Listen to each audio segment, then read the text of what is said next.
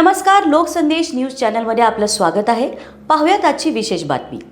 नीट paper फुटी तसेच इतर विविध स्पर्धात्मक परीक्षांच्या पेपरफुटीच्या होणाऱ्या गैरप्रकारांबद्दल देशभरामध्ये 20 विद्यार्थ्यांनी आत्महत्या केल्या.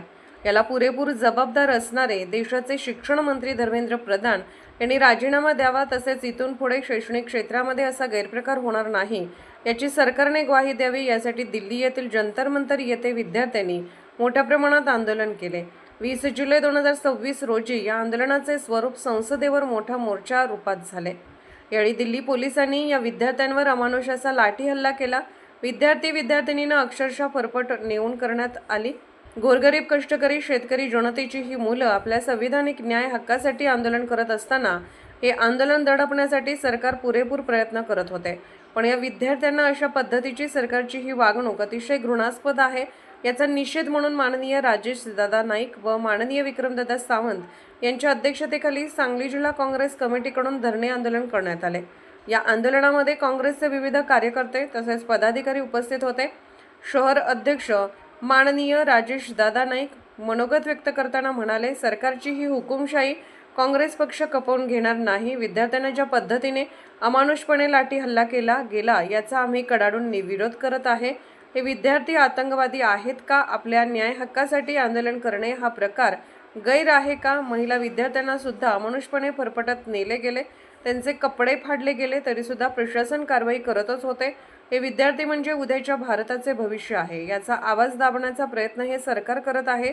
इंग्रजांनी जसे जालियनवाला बाग हत्याकांड घडवून आणले आणि स्वातंत्र्य सैनिकांचे सुद्धा विद्यार्थ्यांचे आंदोलन दडपून टाकण्याचा प्रयत्न करत आहे.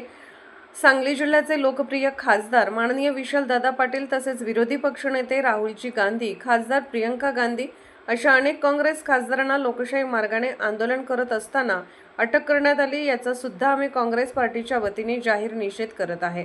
या धरणे आंदोलनासाठी काँग्रेस जिल्हा अध्यक्ष माननीय विक्रमदादा सावंत तसेच शहर अध्यक्ष माननीय राजेशदादा नाईक तसेच NSUIचे अध्यक्ष पृथ्वीराज चव्हाण, यदुराज पाटील, अभिद इनामदार, वेदांत माळी, विराज सूर्यवंशी, अथर्व वीरभक्त, निनाद गुरव, प्रतीक खुळे, शुभंकर राठोड, ज्योतिरादित्य शिंदे, काँग्रेस नगरसेवक माननीय वर्षाताई निंबाळकर, माननीय कोळेकर मॅडम, माननीय सलमा शिकलगार, माननीय स्वप्ना बोराडे, माननीय हर्षवर्धन पाटील, माननीय मयूर पाटील, माननीय सरजे साहेब तसेच पदाधिकाऱ्यांमध्ये डॉक्टर सिकंदर जमादार, याकूब मनेर, अभिराज शिंदे, मौला अलीम वंटमोरे, डॉक्टर नामदेव कस्तुरे, संभाजी पाटील, अण्णासाहेब कोरे, सिकंदर जमादार, शिवाजीराव मोहिते, प्रमोद सूर्यवंशी, प्रमोद इनामदार, शरण सरोदे, चेतन कदम, रणधीर पाटील, विनय कांबळे, प्रकाश जगताप, महेश भंडारे, गजानन मिरजे, शाहबाज नायकवडी, उस्मान मखदूम, राजेंद्र कांबळे तसेच अनेक कार्यकर्ते उपस्थित होते.